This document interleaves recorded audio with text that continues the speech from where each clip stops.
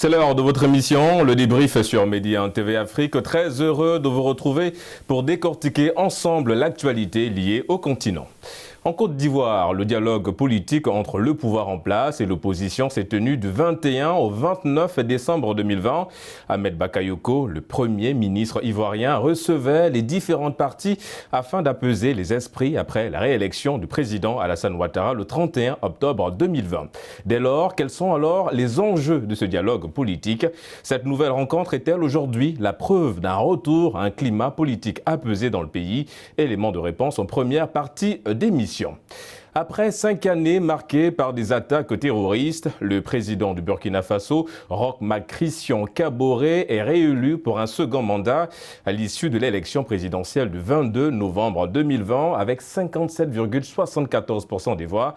Parmi les enjeux majeurs de ce deuxième quinquennat, la sécurité et la réconciliation nationale. Mais le président Kaboré a-t-il aujourd'hui les moyens de relever ces défis? On en parle sur le plateau du débrief avec mes invités du jour. Dr Adjaratou Ouaha Aïdara Ndiaye, directrice exécutive de l'ONG Partenaire West Africa Sénégal. Merci d'avoir répondu à notre invitation. Merci et bonne année. Bonne année à vous également, Madame Ndiaye. En face de vous, Hassan Samb, journaliste, directeur de publication de Réumi Quotidien. Merci d'avoir répondu à notre invitation. Merci à vous, et bonjour Madame Ndiaye et bonjour à tous ceux qui nous suivent. Nous allons tout de suite entrer et parler évidemment de ce dialogue politique qui a ouvert ses portes le 21 décembre 2020. Un dialogue politique dirigé par le Premier ministre Ahmed Bakayoko. Madame Ndiaye, que faut-il retenir de cette rencontre entre l'opposition et le pouvoir en place? Merci. Le dialogue est quand même un outil quand même bien africain et c'est bien qu'on puisse appeler au dialogue, mais il fallait bien le faire bien avant parce que les missions électorales ont conclu à un scrutin biaisé. Un scrutin qui a laissé un pays fracturé. Il faut dire que les blessures sont à l'instant encore très profondes et encore très récentes. Et je pense que et les ténors de l'opposition ne sont pas encore là. Sur les 44 en fait, candidatures, donc il faut dire que 40 ont été rejetés. Exactement. 4 candidats, 2 qui ont pu mener une campagne et moins de 3 mois après. Est-ce qu'il est possible en fait de poser un dialogue franc et sincère? Donc c'est la question qu'on se pose. Justement, parce qu'en parlant de ça, Monsieur Samb, en parlant de dialogue sincère, c'est une reprise. Il y avait déjà eu, on va dire, des prémices de ce dialogue politique entre le pouvoir en place et l'opposition. En ce qui concerne ce nouveau dialogue, est-ce qu'aujourd'hui on peut affirmer, et sans risque de nous tromper, que c'est en fait une forme de retour politique, une forme d'accalmie politique aujourd'hui en Côte d'Ivoire? Oui, sur le principe, oui. Dès lors qu'on lance l'idée de dialogue, déjà ça peut apaiser un peu. Sur le principe, oui. Mais dans la réalité, au niveau de l'opérationnalité, c'est très difficile aujourd'hui de réussir un dialogue en Côte d'Ivoire. C'est prématuré parce que pour dialoguer, sincèrement, comme vous dites, il faudrait être d'accord sur les termes de référence du dialogue. C'est-à-dire qu'il faut préparer un peu le climat. Il y a des prérequis, non seulement cela, mais aussi il faudrait que les gens aient l'esprit, l'état d'esprit nécessaire au dialogue. Et je pense que Mme Ndiaye l'a broché tout à l'heure. En réalité, ce qui se passe, c'est qu'il y a beaucoup de gens qui sont dehors et ce n'est pas de leur plein gré. Je pense à Laurent Gbagbo, je pense à Guillaume Soro, Goudé, plein de gens, sur ce plein de gens qui sont dehors aujourd'hui, donc il faudrait bien que ces gens reviennent. Et ensuite, il faut qu'on soit d'accord sur un certain nombre de choses. Beaucoup de gens avaient dit, notamment l'opposition était unanime sur le fait que Ouattara ne devrait pas se représenter. Et Ouattara s'est représenté et a été réélu. Il n'est pas accepté comme président de la République. Est-ce qu'il faut reprendre les élections ou pas? Et je pense que c'était d'ailleurs le soin de Bédié. C'est ce que dit Bédié. Donc il faut le retour des gens. Il faut que ceux qui sont en prison sorte, il faudrait bien est-ce qu'on est d'accord sur le principe de reprendre la présidentielle. Et donc il faut, ce que je veux dire, sur quoi on va dialoguer. C'est ça le problème de fond.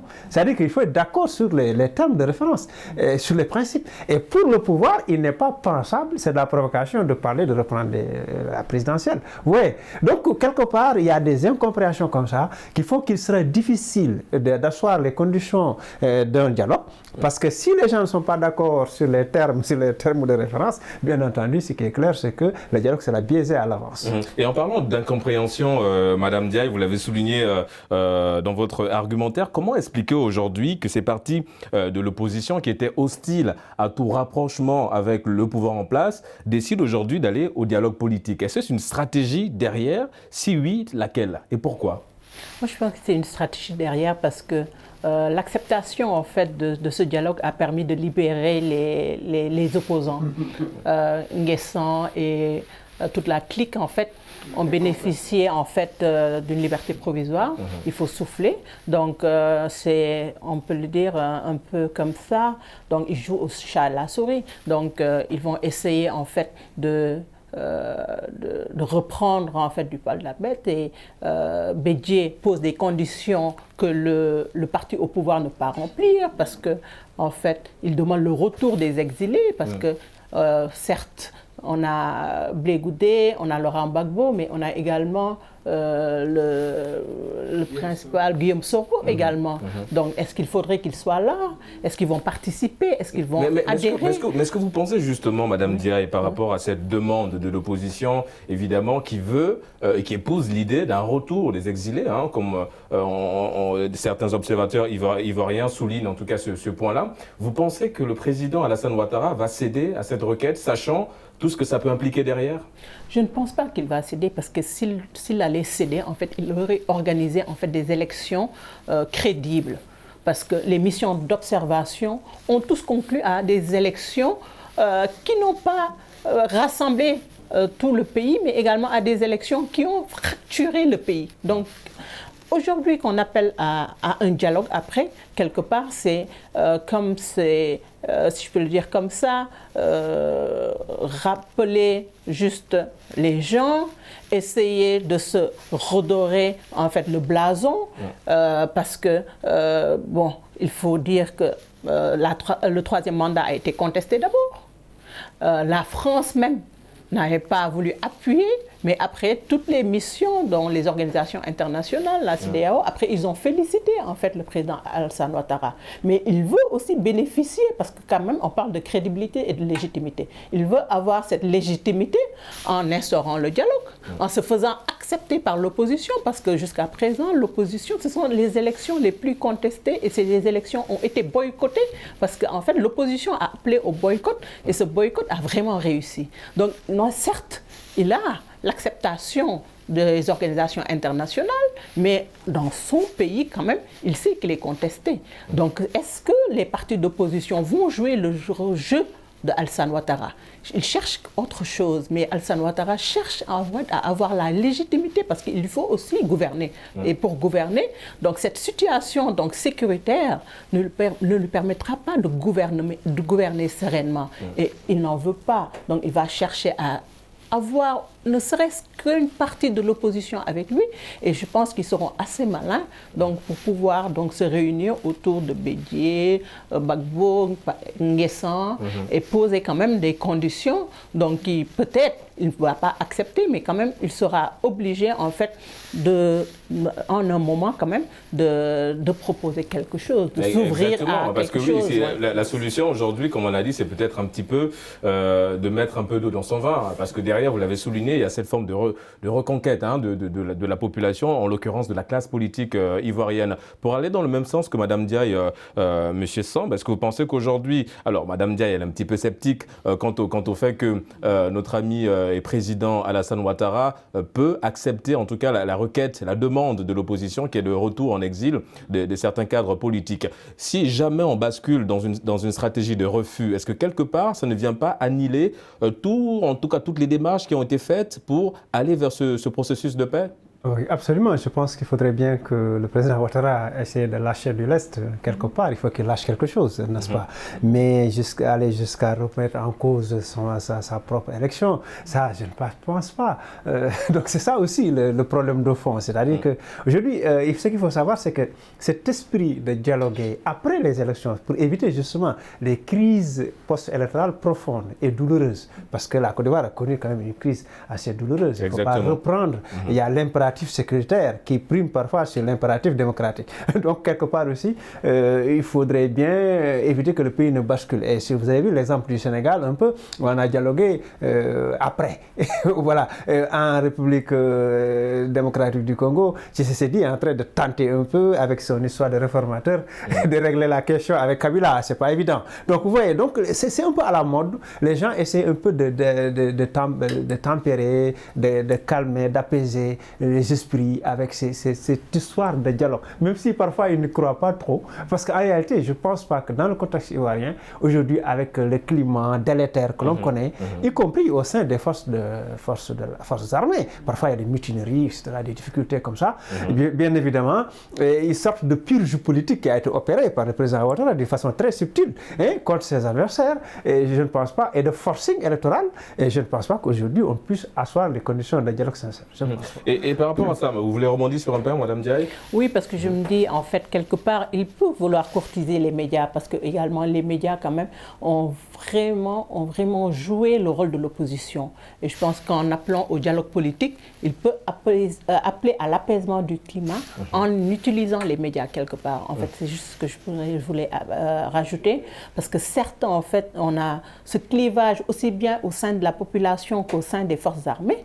Et avec, il ne faut pas oublier aussi que la Côte d'Ivoire aussi a fait l'objet d'attaques terroristes et qu'on a des groupes armés également en Côte d'Ivoire et tout ça quand même. Donc il faut tenir compte de ça et qu'aujourd'hui au Sahel il y a eu beaucoup d'attaques et donc la Côte d'Ivoire, le président, il doit appeler au dialogue quand même. Mais quel dialogue au fond? Justement, la question de quel dialogue dans le fond. Alors nous avons signé, nous n'avons pas signé un document relatif au rapport final de ce dialogue, a déclaré Armand Ouemnien, qui est président de Ensemble pour la démocratie et la souveraineté, qui a pour père spirituel Laurent Gbagbo. Faut-il s'inquiéter, Mme Ndiaye, pour la suite du dialogue?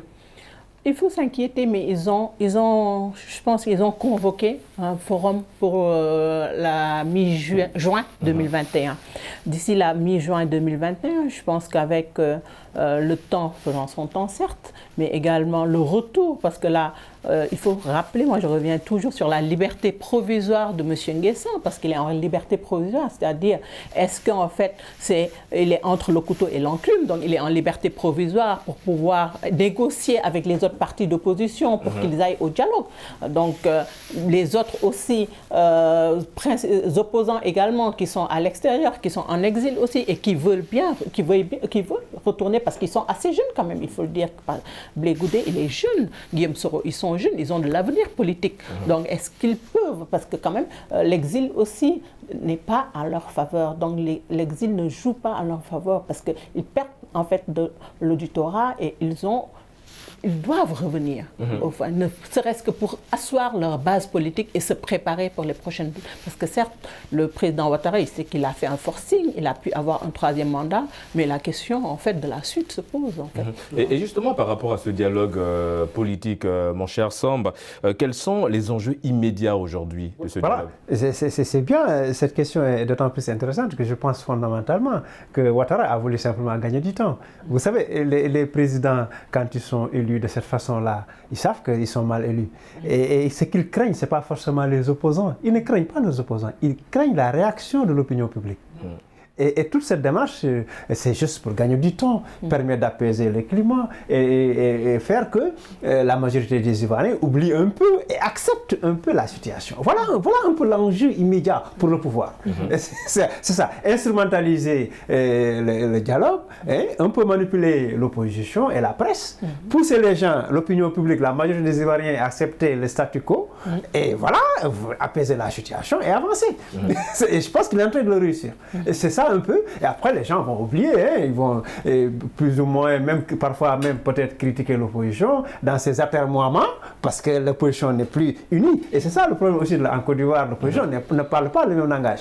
Parce que certains disent, bon, le FPI va participer aux législatives, tandis que les autres sont en train d'être d'hésiter. Vous voyez, donc c'est un peu, ça permettra non seulement de calmer la majorité des populations, mais aussi ça permettra de diviser davantage l'opposition. Vous voyez, la stratégie est en train d'être payante pour l'opposition. Et justement, en parlant de cette opposition ivoirienne, Madame Diaye, alors l'opposition ivoirienne comme le pouvoir envisage de soumettre le rapport final sur la troisième phase du dialogue politique aux anciens présidents de la République, en l'occurrence Laurent Gbagbo, Henri Konan Bédié. Quelle analyse faites-vous de cette démarche ?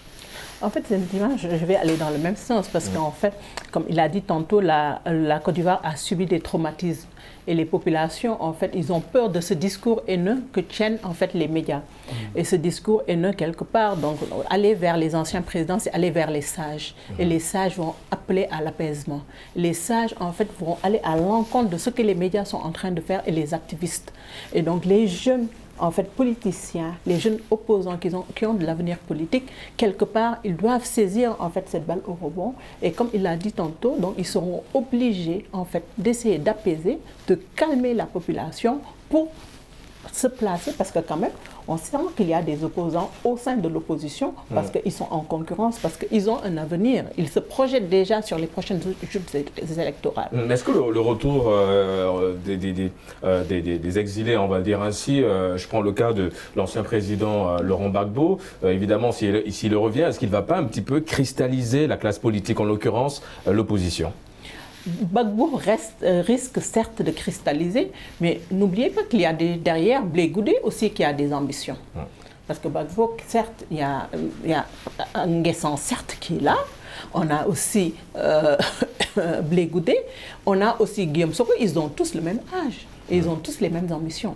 Et donc, du coup, comme il a dit tantôt, donc, il joue certes la carte de la division, la carte de l'apaisement. Lui, son problème, c'est de pouvoir régner et de régner en paix. Et après ce qui se passe derrière, donc, il va manipuler les médias.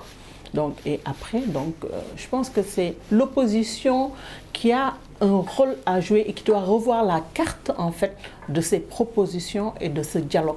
Et en fait, contourner, en fait, la stratégie Ouattara pour, en fait, avoir de la crédibilité et la légitimité au sein même de la population qui risque, en fait, de regretter même de faire confiance en cette opposition et d'avoir même boycotté les élections sur appel, en fait, de ses opposants.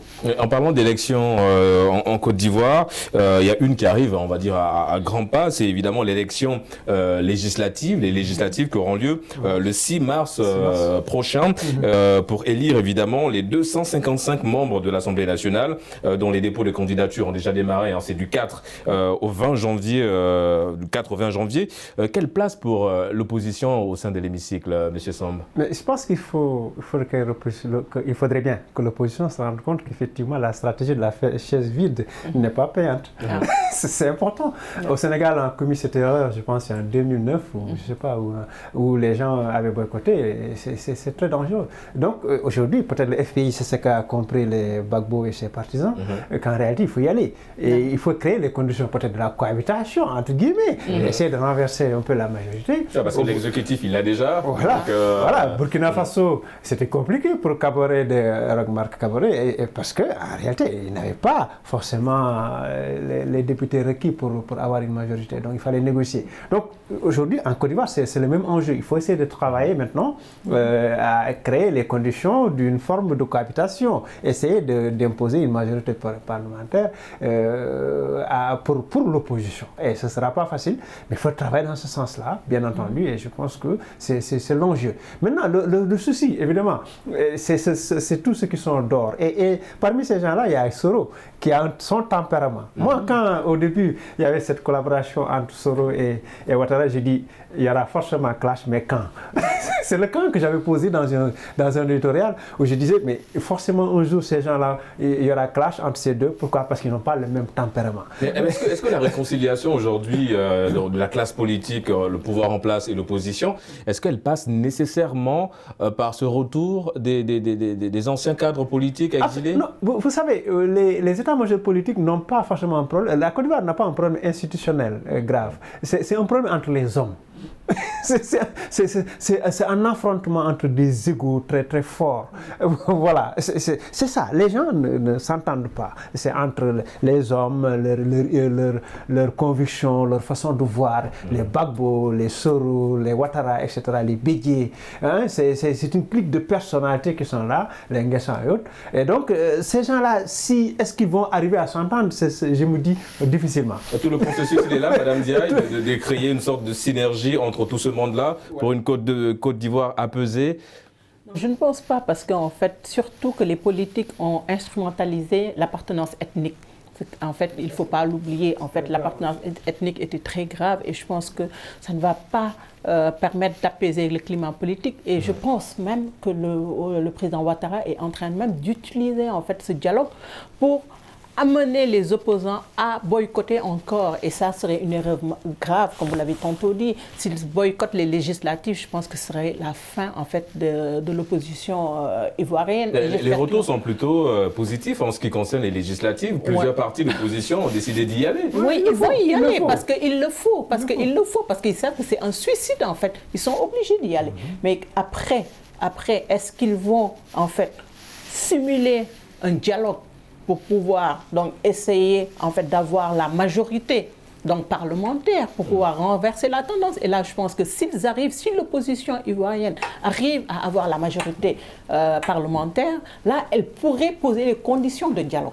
Mais si jamais Ouattara remporte la majorité parlementaire, c'est fini. Et donc les opposants, ils sont obligés. Donc le problème, moi, je pense que le vrai enjeu, c'est pas le dialogue en fait entre les opposants et le président Ouattara, mais c'est en fait les opposants entre eux qui doivent s'unir en fait pour pouvoir avoir une majorité parlementaire qui leur permettra de pouvoir contrebalancer en fait ce qui est en train de se passer. Parce que comme M. Samb l'a souligné, il y a des désaccords au sein même de l'opposition. Ils ne sont pas unis, on y va un peu de manière dispersée. En classe dispersée et surtout, comme ils l'ont dit tantôt, ils ont tous leur ego. Voilà. Ils ont tous leur ego, ils ont tous des ambitions et ils ne mettent pas en avant en fait l'avancée démocratique, mais ils mettent en avant plutôt si je peux le dire comme ça, un agenda personnel quand même, un agenda personnel en instrumentalisant l'appartenance ethnique. Et c'est ce qui est quand même dommage en fait pour la population ivoirienne, parce que quand même on le sent maintenant au sein de la population ivoirienne. Maintenant, on parle carrément d'ethnie, d'appartenance ethnique. Et la Côte d'Ivoire est divisée carrément. C'est encore là un gros chantier pour le président, évidemment, Ouattara. Quand on parle de réconciliation, c'est tous ces petits points également qu'il faut mettre en évidence. Et qu'on semblait avoir dépassé, parce que vous vous rappelez de la question de l'ivoirité. C'est qui avait posé le problème avec Ouattara. Quand on lui disait, oui, il était burkinabé, des choses comme ça. Donc, ça dit qu'il ne faut pas qu'il y ait de retour un peu à ces vieux démons qui ne font qu'effectivement rendre la situation extrêmement grave. Parce qu'elle est déjà grave et il ne faut pas la rendre gravissime. Parce que il y a des gens qui ont des ambitions, Mme Diaye l'a dit, quelque part. On a vu un moment donné d'ailleurs entre Gbagbo, Bédié qui s'étaient rapprochés. Voilà, les gens se rapprochent comme ça tout azimut, les uns contre les autres, et puis on discute, on n'est pas forcément ensemble. On pense qu'il y a une unité de l'opposition contre Ouattara, mais non, entre opposants. Il y a des discordes. Il y a des discordes qui sont assez importants. Et si donc Ouattara les bat au niveau de la présidentielle et après les bat au niveau des législatives, mais c'est terminé ça. Il va gérer son pays et il va gérer tranquillement. Et en parlant de ces législatives, Mme Diaye, on l'a souligné tout à l'heure, M. Samb l'a souligné, évidemment, plusieurs partis de l'opposition ont rassuré déjà quant à leur participation à ces législatives, mais ce n'est pas le cas pour beaucoup de partis politiques en Côte d'Ivoire. M. Samb l'a souligné, la politique de la chaise vide, évidemment, ça ne paye pas. Que faut-il faire aujourd'hui, Mme Diaye? Que faut-il faire? Je pense qu'il faudrait revoir en fait ces partis politiques qui, 40 partis, comme je l'ai dit au début, ont vu leur candidature être rejetée. Et je pense que ces 40 partis devaient revoir leur stratégie, ne serait-ce que des grands groupes, en fait, comme on le voit, comme on le fait maintenant au Sénégal, des groupes parlementaires, des groupes juste en fait pour remporter les législatives, des coalitions de partis, mais également aller vers les candidats indépendants également, parce que quand même on peut compter sur ces candidats indépendants. Je pense qu'il faut une vraie stratégie en fait de l'opposition, donc qui permettrait en fait de contrebalancer, parce que je pense que j'insiste parce que c'est important pour la Côte d'Ivoire. Je pense que ce dialogue est important, la réunification elle est importante, mais pour qu'elle puisse avoir lieu, il faut que ces législatives soient bien managées. On parle, Madame Diaye, on va terminer en tout cas pour clore cette première partie. On a parlé évidemment de ce dialogue entre l'opposition et le pouvoir en place, mais il y avait également la société civile qui a participé, qui a pris part en tout cas à ce dialogue qui a été dirigé par le Premier ministre Ahmed Bakayoko. Qu'en-est-il aujourd'hui de la société civile, en l'occurrence de la femme ? En Côte d'Ivoire, j'ai des amis en fait qui dirigent donc les organisations de la société civile, femmes et des médias aussi. Elles sont pas assez impliquées, il faut le dire. Ça, c'est le mal quand même de l'Afrique de l'Ouest. En Côte d'Ivoire, bon, on va aborder le Burkina. Le Burkina a bien impliqué les femmes dans le contrôle démocratique actuellement des élections. Je pense qu'en Côte d'Ivoire, donc il faudrait, comme on le dit, donc là, il faudrait mettre l'accent sur ces organisations de la société civile féminine, les impliquer davantage, surtout comme médiatrice, surtout, parce que la femme a un rôle naturel en fait de médiatrice, de en fait consolidation de la paix. Je pense que la société civile a été impliquée, mais pas assez de femmes. Et en parlant justement du rôle de la femme, vous avez évoqué le Burkina Faso. On se donne rendez-vous dans une poignée de minutes pour la deuxième et dernière partie de votre émission, Le Débrief. À tout de suite sur Média TV Afrique.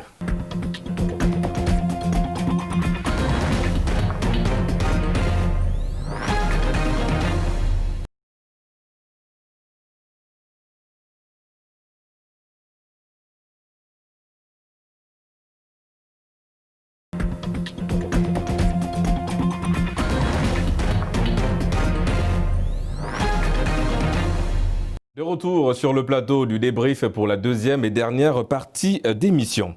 Nous allons à présent nous intéresser à la question du second mandat de notre ami Roch Marc-Christian Kaboré, élu à la tête du Burkina Faso pour un deuxième mandat. Monsieur Samb, pourquoi la paix est-elle devenue une denrée rare au Burkina Faso ? Écoutez, parce que le Burkina est apparu subitement, je dis bien subitement, depuis le départ de Blaise, comme le ventre mou un peu de la sécurité dans la zone. Bon, il y a l'image, c'est vrai, il y a le Mali et le Niger qui sont à côté, mais le Burkina, subitement, est devenu tellement faible en matière de prise en charge des questions sécuritaires qu'on se pose énormément de questions. Dans ce pays, aujourd'hui, il y a énormément d'attaques terroristes, mais également de conflits intercommunautaires, au point d'ailleurs qu'on se pose énormément de questions. Pourquoi maintenant, alors qu'au temps de Blaise, il n'y avait pas ces questions-là. Et donc, aujourd'hui, évidemment, il faut prendre en charge cette question-là, parce que sans paix et sécurité, il n'y a rien, on ne peut rien faire. Il faut, le pays fait face à des questions graves de pauvreté, évidemment, aujourd'hui, dans un contexte aussi de Covid-19.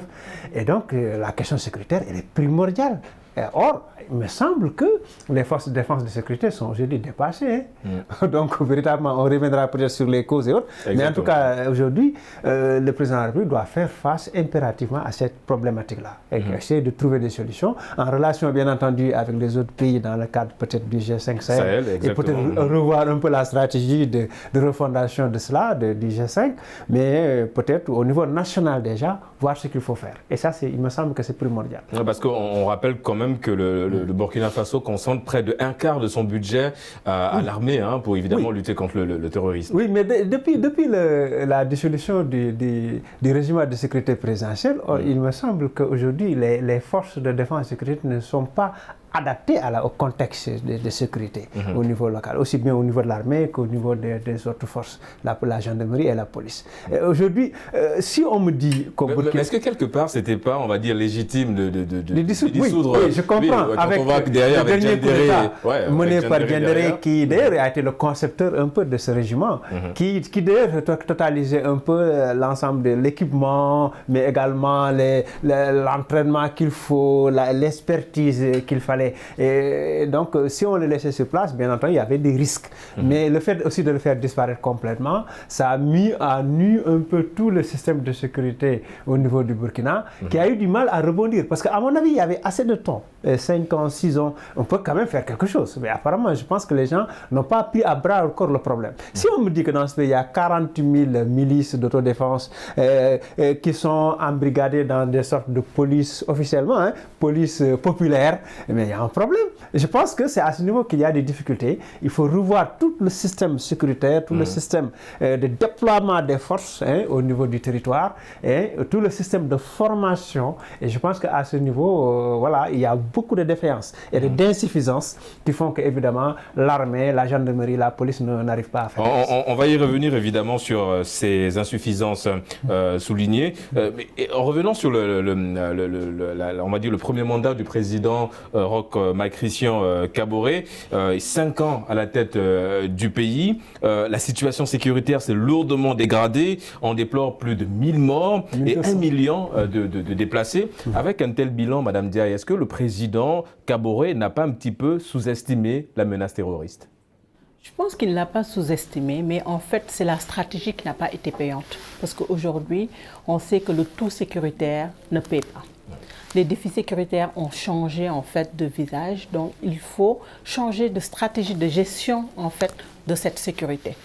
Quel que soit le montant dédié aux forces de défense et de sécurité, lorsqu'on ne prend pas en compte les organisations de la société civile, lorsqu'on n'intègre pas les populations dans cette gestion de la sécurité, qu'elle soit terroriste, qu'elle soit la menace donc, du radicalisme, donc je pense qu'il va échouer. Il va échouer parce que ce que je crains en fait, c'est que le syndrome IBK, qu'on le retrouve en Côte d'Ivoire. Parce qu'au fond, le vrai problème de l'ancien président du Mali, c'était la gestion du terrorisme et du radicalisme, qui était au nord et qui s'est déplacé au centre, et après qui a quand même maintenant, qui avait après plutôt, pas quand même, mais qui avait quand même déjoué en fait tous les plans au niveau de la capitale, et ce qui a permis en fait cette montée de l'intégrisme religieux.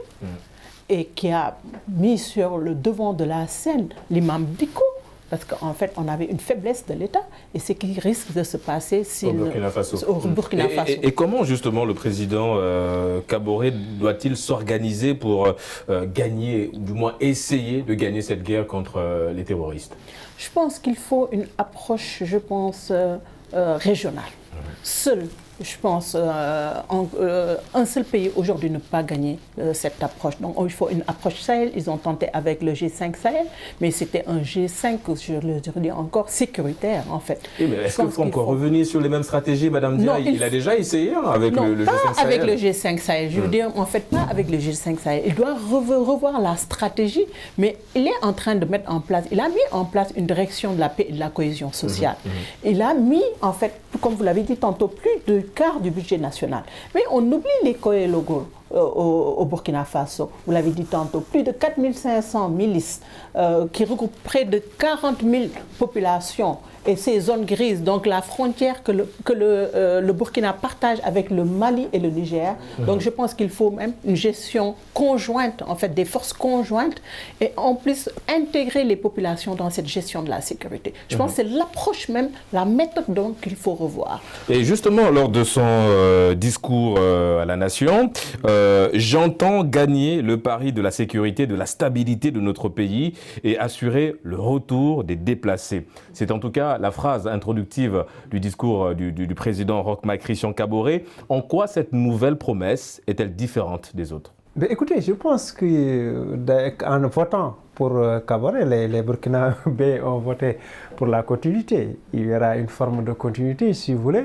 Il ne me semble pas dans l'immédiat qu'il puisse y avoir une forme de révolution au niveau sécuritaire. D'autant plus que le G5 Sahel est en train de s'enliser dans une forme d'impuissance parce que congénitale. Parce que financièrement, le G5 Sahel aussi peine, évidemment. Les gens ont mis en place une structure et veulent que les autres la financent. Et ça ne marche pas trop. Les Américains et autres sont très réticents par rapport à tout cela. Parce qu'il y a une lourdeur aussi. Parce que on est en face, et je pense que Mme Diaye l'a bien dit, on est en face d'une guerre asymétrique.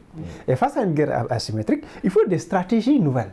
Ouais, et des stratégies nouvelles qui manquent. Parce que les gens peinent à le faire. Pourquoi? Parce qu'ils n'impliquent pas assez les populations, ils n'impliquent pas assez leurs propres spécialistes en matière de sécurité, les spécialistes en géopolitique, les spécialistes au niveau local, au niveau communautaire, discuter avec les communes, les mairies, voir un peu comment régler les problèmes. Et parce qu'en réalité, il est difficile de faire la guerre à des gens qui sont invisibles. On ne connaît pas l'ampleur du danger, on ne connaît pas les positions de l'ennemi, on ne sait même pas qui est qui. Et vous voyez, parce qu'en fait, le berger qui est tranquille pendant la journée peut pendant le soir se transformer en redoutable terroriste, on ne sait pas trop. Et donc, je pense qu'il faut changer d'approche. Et ce qu'on ne fait pas. Ce qu'on ne fait pas, parce que c'est vrai qu'il faut des armées classiques, comme on en a toujours eu, la gendarmerie, l'armée et tout. Mais si on ne développe pas assez le système de renseignement, ça ne marche pas. Et quand je parle de renseignement, ce n'est pas forcément le renseignement des hommes. Il y a aussi le renseignement aujourd'hui militaire, électronique, mais également sous forme satellitaire, avec l'appui de nos partenaires qui sont également au Sahel et qui maîtrisent pas mal de choses, de mouvements. Et peut-être, je pense que voir un peu comment coordonner cela et permettre un peu de réagir très vite. Et ce qu'on ne fait pas assez, bien sûr. Donc, quelque part, vous l'avez dit, c'est la même menace qu'il y a au Mali. C'est-à-dire que le Burkina est en train aujourd'hui d'être exactement comme le Mali. Et c'est ça qui est dommage, justement. Et parce que, simplement, le pouvoir central est en train de perdre un peu de sa légitimité, également de son pouvoir au niveau des régions périphériques, qui sont au niveau des frontières avec le Mali, mais aussi avec le Niger. Et ça, serait dommage. Et donc, je pense qu'il faut travailler cela d'une façon très sérieuse, mais aussi trouver des solutions locales. Des solutions locales, je dis bien. Parce qu'on ne peut pas, à partir de la capitale, gérer toutes ces questions-là. Et dire que, faire comme les sapeurs-pompiers en Afrique, après qu'il y a une attaque, de mettre du temps pour arriver sur place, etc. Ou laisser des unités carrément, peut-être, exposées, et se faire massacrer, comme on le voit au Mali. Et quand les gens se déploient, les terroristes les massacrent facilement. Et par rapport à l'aide internationale, vous l'avez en tout cas souligné, Madame Dia, est-ce qu'aujourd'hui, la mobilisation des partenaires internationaux, elle est plus que nécessaire aujourd'hui pour lutter contre les terroristes ? Je pense que certes, elle aide, mais comme il l'a dit tantôt, je pense qu'il faut miser sur une approche communautaire. Les comités locaux de sécurité, surtout s'il veut faire revenir les exilés. Je pense que le retour des exilés a posé un grand problème au Mali.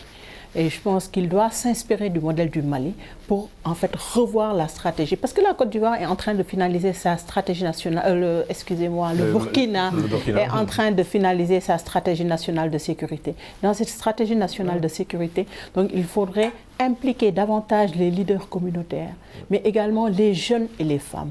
Parce que certes, en fait, on ne peut pas en fait occulter le tout sécuritaire. Certes, il faut bien tenir compte en fait des appuis, comme vous l'avez dit tantôt, de l'utilisation de la technologie, mais cette collaboration également entre les forces de défense et de sécurité également, elle est nécessaire. Et cette collaboration également entre ces forces de défense et de sécurité et les populations qu'elles sont censées servir.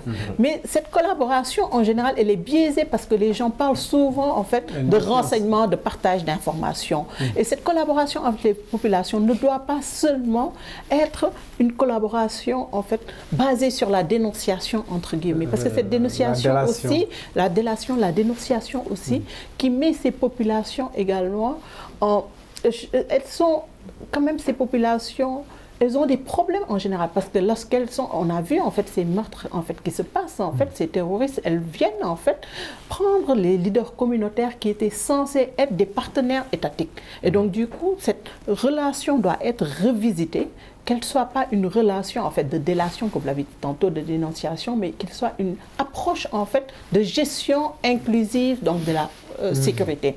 On a vu des jeunes, j'ai cité tantôt les comités locaux de sécurité, mais d'autres approches aussi peuvent être benchmarkées ailleurs et appliquées en mettant en avant les forces de défense et de sécurité.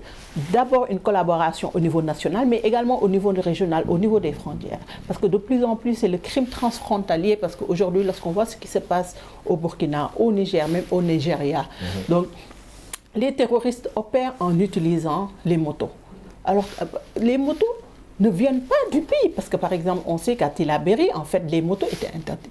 Mais au Burkina Faso, si on laisse la frontière, si on oublie la gestion commune, en fait, la frontière, c'est-à-dire le Mali, le Niger et le Burkina doivent mettre en place une force conjointe à l'image certes du G5 Sahel, mais le G5 Sahel n'a pas des moyens, donc les moyens, donc il faut qu'on les trouve et c'est au niveau du Sahel qu'il faut les trouver. En parlant de solutions, alors certains observateurs s'accordent à dire que le président Kaboré doit négocier avec les terroristes. Est-ce que ce n'est pas un aveu de faiblesse en le faisant ? Écoutez, je pense que négocier, le mot est trop fort. Peut-être les gens, quand vous dites négocier, disent, bon, les États se disent non, on ne négocie pas avec des terroristes, etc. C'est une fierté nationale, mais ça c'est le discours officiel. Mais au fond, tout le monde négocie avec tout le monde. C'est bien de discuter avec les gens pour voir ce qui ne va pas, qu'est-ce qui leur fait mal, etc. Par exemple, si vous prenez le cas du Burkina, aujourd'hui, il y a une sorte de stigmatisation. Les Peuls se sentent stigmatisés au nord et même attaqués. Et si vous voulez, sur la base ethnique, les délits de faciès, on dit voilà, dans les relations avec les Mossi, etc. Et donc, mais il faut négocier forcément avec tout le monde. Parce que, en fait, le mot terroriste, c'est ça qui pose problème. C'est-à-dire que qui est terroriste et qui ne l'est pas. C'est ça aussi, c'est la problématique. Donc, il faut savoir négocier avec les gens. Quand il y a des incompréhensions, sources de conflits, et source de radicalisation, parce que la radicalisation, elle n'est pas comme ça. Il y a tout un processus à cela. Et donc, il faut discuter pour désamorcer un peu ces bombes qui sont parfois des bombes sociales, à la base, et pour savoir discuter et amortir. Et voilà, c'est un peu ça que j'appelle négociation. Et pour cela, les États doivent effectivement essayer de négocier, y compris avec des groupes religieux, mais parfois, qui d'ailleurs génèrent un peu toute cette masse d'extrémistes. Et donc, il faut savoir aussi essayer de discuter en amont, voir un peu quels sont les problèmes, essayer d'apporter des solutions. Et c'est comme ça qu'on arrivera à régler le problème à plus ou moins long terme. Mais actuellement, non. Si vous prenez les armes, les gens disparaissent et sont tranquilles. Et quand vous baissez la garde, ils attaquent. C'est comme ça que ça se passe. Et donc, on n'y arrivera pas si on ne négocie pas, on ne discute pas. Parce qu'il y a toujours des leaders en réalité. Et il y a toujours des relais. Parce que si les groupes terroristes, soi-disant, n'ont pas des relais, ils ne pourront rien faire. C'est au Sénégal, ce qu'on a essayé de faire, c'est de casser tous les relais pour que les gens ne puissent pas agir. Et donc, c'est un peu ça la difficulté au niveau des pays comme au Burkina. On néglige des gens avec qui il fallait discuter. Et justement, en parlant de discussion, Madame Diaye, évidemment, le chef de l'État, Kaboré, il est attendu sur la question sécuritaire, mais je l'ai dit également dans mon introduction, sur la réconciliation aussi sociale, parce que n'oublions pas que la fracture sociale, elle est toujours là, elle est présente en tout cas au Burkina Faso. Alors, le chef de l'État a également parlé des réconciliations, quand de l'autre côté, les Burkinabés appellent à la justice sociale. Est-ce que vous pensez que cette réconciliation doit nécessairement passer par la case justice? Je pense que la case de justice a montré ses limites. En général, je dis les commissions réconciliation, justice n'ont pas beaucoup porté leurs fruits parce qu'en fait, ils ont plutôt éveillé en fait des blessures profondes et les frustrations, comme il a dit tantôt, sont ces frustrations-là que naissent le radicalisme. Mais il y a un proverbe en général, il y a une phrase qu'on entend souvent au Burkina, donc on dit en fait tous les terroristes ne sont pas Peuls, mais tous les Peuls sont terroristes. Donc c'est déjà une frustration et stigmatisation. Exactement. Il y a autre chose, on a dit tantôt ces groupes armés, les Koleogo, donc il faut intégrer, on parle de justice transitionnelle, parce que lorsqu'on parle en fait de retour des exilés, il va se poser le problème en fait de la réintégration. On va se poser le problème de DDR, de DDDD, des fois R, il y a combien de D ou bien combien de R. Et cette intégration, parce que certains ont essayé d'intégrer ces groupes armés au sein des forces de défense et de sécurité. Est-ce que ce sera la stratégie? Est-ce que c'est une bonne stratégie? Est-ce que c'est Koleogo? Parce qu'en fait, ces jeunes aujourd'hui, on se rend compte, des études montrent que ces jeunes ont plus confiance en la justice traditionnelle qu'en la justice moderne. Il se pose un problème d'équité même sociale, un problème de justice sociale qui éveille et qui aggrave en fait les frustrations et ces fractures sociales. Et donc c'est tout un problème. Je pense qu'il a compris, parce que c'est bien avant les élections qu'il avait mis en place, en fait, comme je l'ai dit tantôt, la direction de la paix et de la réconciliation sociale. Mais il faudrait que cette direction puisse prendre en compte toutes les sensibilités en mettant en avant, parce que le Burkina, aussi le Burkinabé est un homme fier et qui tient compte aussi de ses chefs coutumiers et traditionnels. Et justement, Madame Dia, par rapport à cette justice traditionnelle, vous pensez qu'elle a un rôle majeur aujourd'hui dans le processus de réconciliation, comme ça a été le cas, hein, là, en parlant de justice traditionnelle en Afrique du Sud avec l'apartheid, ça a été évidemment aussi un point très intéressant. Vous pensez qu'on va assister au même scénario? Il faut aller vers la justice traditionnelle? Je pense vers la justice transitionnelle, en prenant en compte en fait cet aspect justice traditionnelle et en y intégrant un peu de modernité pour amener les gens à accepter donc la justice telle qu'elle est conçue par l'État, parce que sinon ce serait affaiblir l'État et il ne va pas gouverner. Donc je pense qu'il faut tenir compte en fait de ces deux aspects, amener les gens, tenir compte en fait des valeurs, des réalités socioculturelles, tout en amenant les gens à comprendre et à intégrer donc cette justice moderne. Je pense que ce serait une stratégie qui serait plus payante que ces commissions vérité et réconciliation, ou bien en prenant en compte juste une justice traditionnelle ou bien juste une justice moderne. Alors, oui, allez-y. Oui, juste au chapitre des solutions. Moi, je pense qu'on n'a pas assez réfléchi d'ailleurs sur le fait qu'avant, au temps de Blaise, il n'y a jamais eu d'attaque. Il faut réfléchir à ça. L'autre aspect important, c'est qu'un des pays du G5 Sahel, en l'occurrence la Mauritanie, est épargné. Pourquoi? Et les gens n'ont qu'à se poser des questions. Pourquoi au temps de Blaise, il n'y avait pas d'attaque et qu'il y en a aujourd'hui? Pourquoi la Mauritanie, qui est exposée, comme tout le monde, la Mauritanie sur le plan territoire fait 2 fois la France. Les forces mauritaniennes ne peuvent pas assurer la sécurité à la frontière, ce n'est pas possible. Ni à l'intérieur carrément. Mais malgré tout, la Mauritanie est épargnée. Donc, il faut essayer de voir. Les pays ne donneront pas le secret. Blaise ne donnera pas son secret. Mais ce qui est sûr, c'est quelque part, le Burkina a un problème de réconciliation nationale. On l'a vu avec les emprisonnements, le fait que Blaise soit en exil, le fait que, voilà, on agite le procès de François Compaoré, etc., etc. Il y a un problème de fracture sociale et politique et de problèmes de ce genre. Et je pense que la réconciliation nationale pourrait pousser également à régler un certain nombre de problèmes. Et si la Mauritanie n'est jamais attaquée, c'est que quelque part, il y a un secret. Et il ne faut pas négliger cela. Est-ce que le secret, c'est la négociation, M. Samba? Mais forcément. Les gens ont toujours des couloirs de contact et de négociation. Ils ont toujours des couloirs pour discuter avec des groupes, discuter avec des gens, trouver des solutions. Et c'est ça qu'il faut régler. Parce que pourquoi la Mauritanie n'est pas attaquée? Pourquoi autant de Blaise, le Burkina n'était pas attaqué? C'est ce qui fait. Si on trouve les réponses à ces questions-là, on pourra peut-être régler la question sécuritaire au Burkina. En parlant de Blaise Compaoré, Madame Diaye, l'an dernier, il avait en tout cas émis le souhait, il épouse ce vœu de rentrer au Burkina Faso. Le président fraîchement élu, Roch-Marc Christian Kaboré, avait dit, je cite, si je suis réélu, je ne refuserai pas la main tendue de Blaise Compaoré. Cette déclaration ne va-t-elle pas entacher un petit peu ce second mandat quand on sait que derrière, la population burkinabé attend évidemment la case justice en ce qui concerne Blaise Compaoré? Je pense que je vais revenir un peu sur ce qu'il a dit. Donc, en fait, je ne pense pas que ça puisse entacher le mandat de Blaise. Je pense que son problème, comme vous l'avez dit tantôt, c'est de régler le problème sécuritaire. Et il sait que Blaise est une pièce maîtresse, pas seulement pour le Burkina, mais pour le Sahel. Pour la sous-région. Et même en Côte d'Ivoire, parce que lorsque la Côte d'Ivoire a été attaquée, la Côte d'Ivoire a fait l'objet d'attaques terroristes pendant qu'il était là-bas. Donc, l'attaque de Grand Bassam, après, il a été convoqué par les autorités ivoiriennes et on voit que la Côte d'Ivoire n'a plus été attaquée. Je pense que le président Roch Compaoré, il voudrait peut-être en fait utiliser le leadership de Blaise Compaoré pour régler le problème sécuritaire.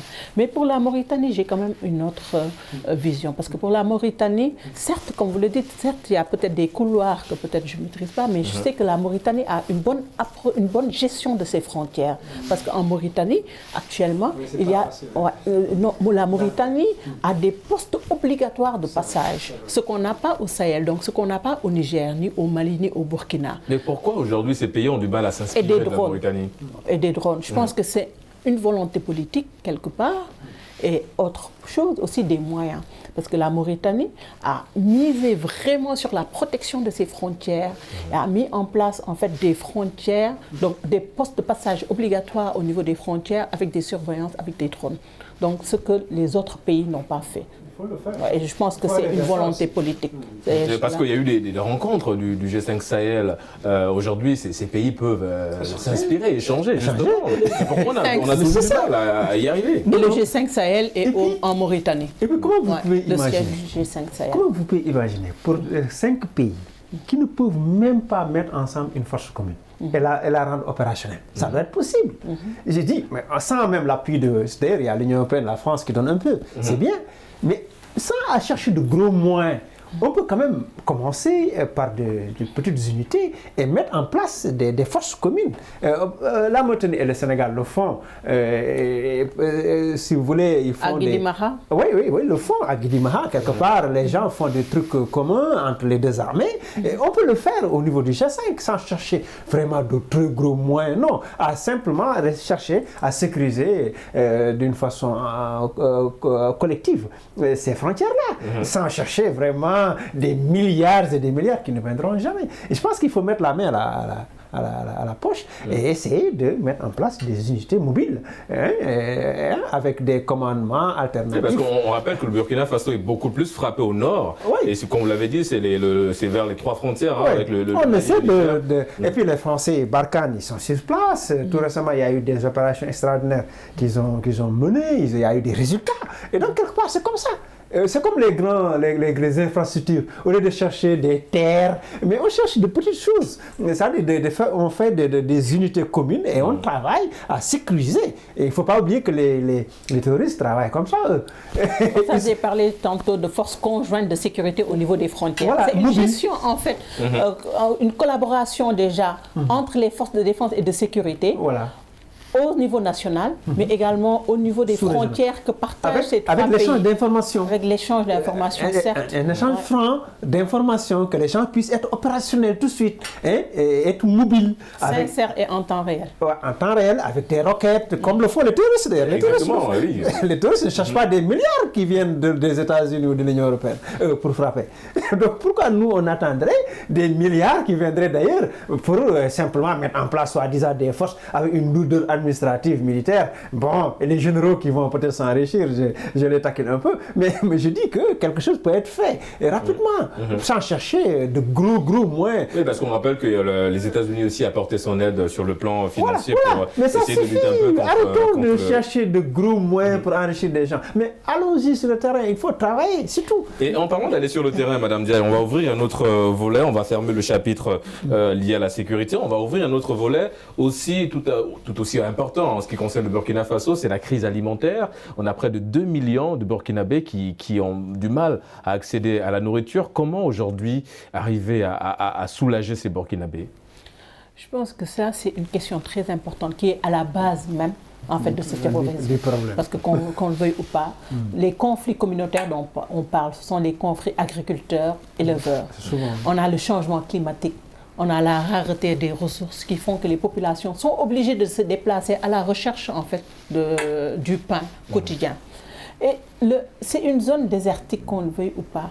Et donc, qu'est-ce qu'il faudrait? Il faudrait donc revoir en fait cette agriculture et cet élevage et revoir également les nouvelles techniques, adopter ces nouvelles techniques. Je pense que si on met en place uniquement des stratégies sécuritaires en mettant de côté la gestion de la sécurité sanitaire, de la sécurité environnementale, je pense qu'on va aller à côté. Je pense qu'on va passer à côté en fait de l'essentiel. Aujourd'hui, en fait, c'est pour ça que j'ai dit qu'il fallait une approche inclusive. Parce que ces populations-là, si on ne les oblige pas à travailler, si on ne les aide pas en fait, à s'autosuffire, à avoir une autosuffisance alimentaire. Alors, elle sera obligée d'aller chercher l'argent ailleurs et les jeunes, comment? en intégrant les groupes terroristes. Oui, parce qu'en parlant de jeunesse, on rappelle le Burkina Faso, une jeunesse évidemment très jeune et très active. Nous sommes arrivés au terme de cette émission. Merci à Dr Adjaratou Ouaha Aïdara Ndiaye. Vous êtes directrice exécutive de l'ONG Partenaire Ouest Africa Sénégal. Merci d'avoir répondu à notre invitation. Merci. En face de vous, Hassan Samb, journaliste, directeur de publication de Rewmi Quotidien. Merci également d'avoir répondu à l'invitation du débrief. C'est tout un plaisir. Merci. C'est la fin de cette émission. On se donne rendez-vous la semaine prochaine pour décortiquer l'actualité liée au continent. Et d'ici là, bonne suite des programmes sur nos antennes.